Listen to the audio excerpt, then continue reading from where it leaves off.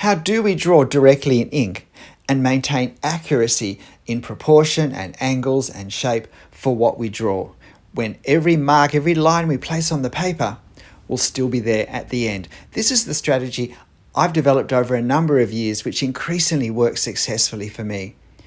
And it helps to think of not putting lines on the paper, but putting marks on the paper. Because if you watch this demo carefully, and I suggest you watch it carefully through to the end, pay attention to every time I put a dot, I put a light line, I put a short line, I put a mark of any type on the paper, because these are my positioning marks.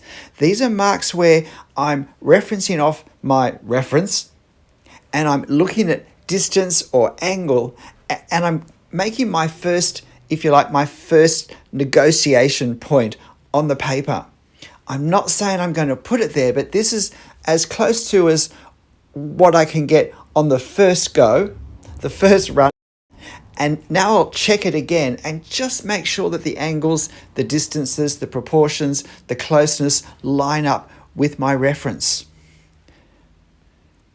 You also notice that I don't do a lot of straight lines in this drawing. It's really problematic if we think that drawing is putting lines to outline shapes on the paper. What we want to do is to create the effect of what we're looking at on the paper. And part of the effect of this very run down inn from the 1850s is its derelict nature. And part of being derelict means there aren't many straight lines left.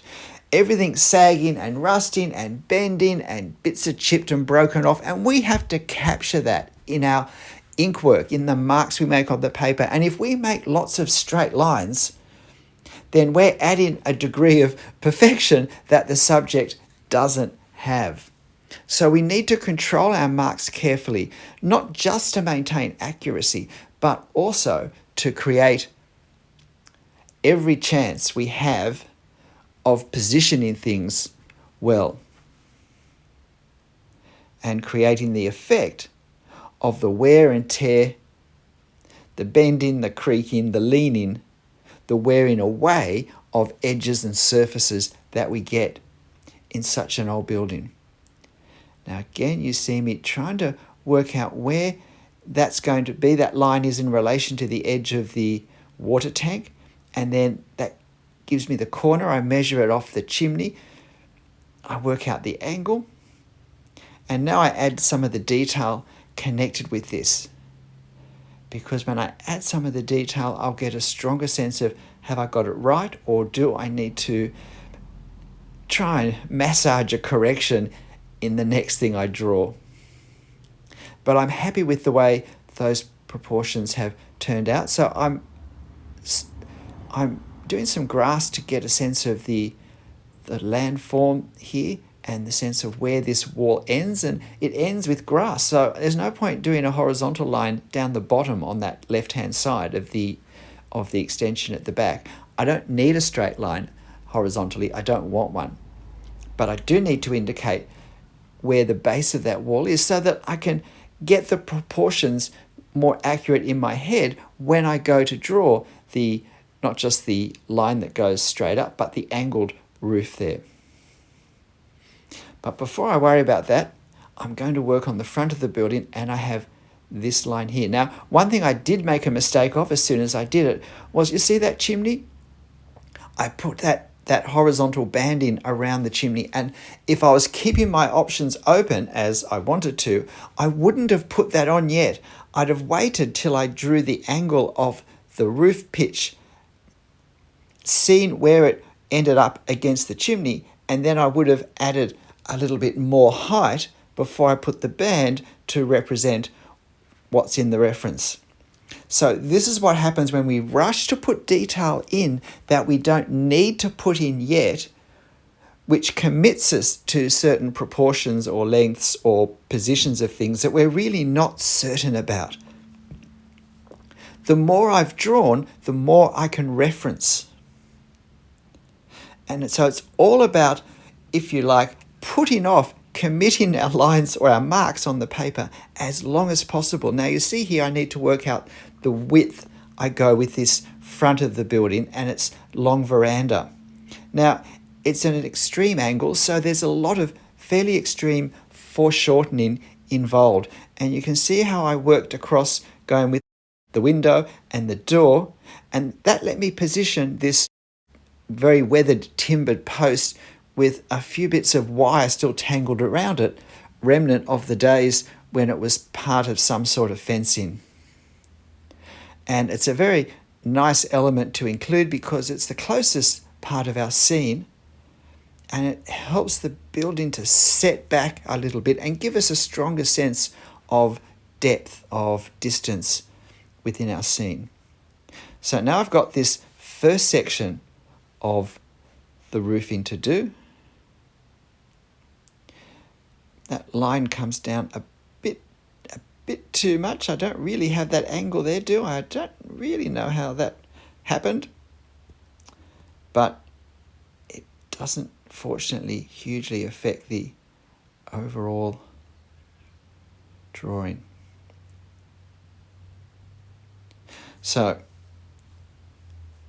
I'm now just adding some of the surface texture to this part that I've done, because after this now I'm going to do the next few timber posts holding up the veranda further along, and I'm really just spacing those now from each other. But I do need to get the angle of the base of all the posts because they line up in an approximate perspective angle, and I also need to work out the angle of the base of the wall. But again, there's not a straight line to draw here. There's a whole lot of very, very weathered and very uneven flagstones. And so I don't want to do a hard, crisp, straight line really anywhere in this drawing at all. So therefore, I'm not doing very long lines or fast lines. My line work is fairly short bursts of straight lines where I do them. And it's mostly a series of short lines. But that works well because those short lines working well with the spots and the dashes and the small lines I do to indicate location and angles and key elements works in really well, so that even the ones that end up not being correct and therefore don't get directly incorporated into the subject, into the drawing, often really can't be seen at all. They just become part of the overall effect of the overall texture. So now I start with the first, or the second. I've done the corner post. Start with the second. And I'm very much aware that they're not all in a straight line. So I need to, after the first couple, start to incorporate the twistedness either of the timber, which has just dried out to the point where it started to twist, or where the timber is just simply sagging. The column has shifted in some way and it's not being supported in a very horizontal way. And now I need to position, and you can see what I'm doing, how I got the height from the corner. So I'm aligning the corner of the sagging roof, the first part, and it happens to line up with the corner of the brickwork. And then I look at the height and I put that in. And I'm being careful not to worry about drawing straight lines anywhere in this. And you'll see me measuring these angles on and off quite a bit because I wasn't particularly happy with them. And so I kept adjusting them as I went. And because of this, if you like, way of drawing, this strategizing of where I put my marks, I really did keep my options open as to exactly where the angles would be and where therefore the lines would go until quite late in the drawing. As more and more of this building emerged off to the right, I could adjust the angle slightly, and the fact that I had the flag in front also helped me. So I need to work out the sheeting of the corrugated iron sheets, the very rusted sheets. And again, this is where we need to pay particular attention to shape. And then we need to see what shapes are where and the key points in the shapes, which is usually corners and curves, but also the widths of shapes at various spots and how the corners align with each other. And so they're the things in my head, and then I'm putting dots where I think those parts are going to be. And then I step back and look at my reference again and look to see if it's looking the way the reference looks, or do I need to adjust one of my points, one of my dots or dashes, or shift an angle slightly when I draw the actual line over the top. Now the corrugated iron has, besides corrugations, it has a lot of rust, and the rust often ends up mirroring the corrugations, and so I'm adding some lines to indicate the local colour, the dark terracotta colour of the rust. And so now I'm at the back. And again, I'm looking at what I've drawn. I'm positioning how my lines on the left-hand side now of the chimney line up with what's on the right-hand side in my reference. Since I've already drawn that, that lets me get an initial starting point. Now, of course, I don't just align with the reference willy-nilly. I still need to check how it looks with my drawing, because possibly I didn't get something quite right with what I've already drawn. And if I align with that, I'm going to compound the visual effect of the error. And so often, if that's the case, I'll make an adjustment to the reference, and if you like, I'll split the difference so that I pull the drawing back into a closer degree of, or a greater degree of accuracy. But I don't need to do that here. And I'm putting just a few marks to indicate rusty stains and other stains on the wall. So I cap the top of the chimney. And now get some of the detail of the wood supports for this roof that really was just very much a lean-to along the whole back. It just looked like an old paling fence if you looked at it from the other side. Now I want to capture the context of this building. I'm not going to do the building on the far side. It is actually a very old building as well, but it has been renovated with things such as a new roof and whatnot. And I felt that this old ramshackle building really looked better being left to itself. And I wanted to capture the rural surrounds, the sense of that wire fence up the back and the grass that we have all around the place. I'm not going to do any great level of hatching. I'm not going to use any markers for tone.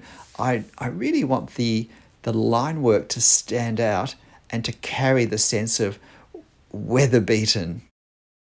I want this to have a strong sense of this has been abandoned for a long time, just sitting quietly by itself. Now there's a fence in the far distance, and I use the fence just to adjust where I've originally put the end of the building. I've just pulled it back a little bit. And there's a hill in the far background that we can see.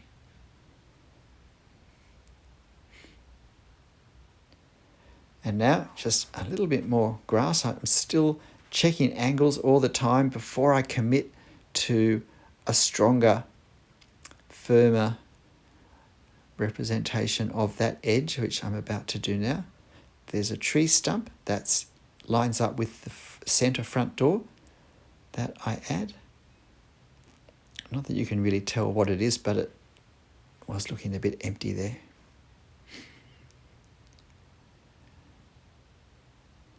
And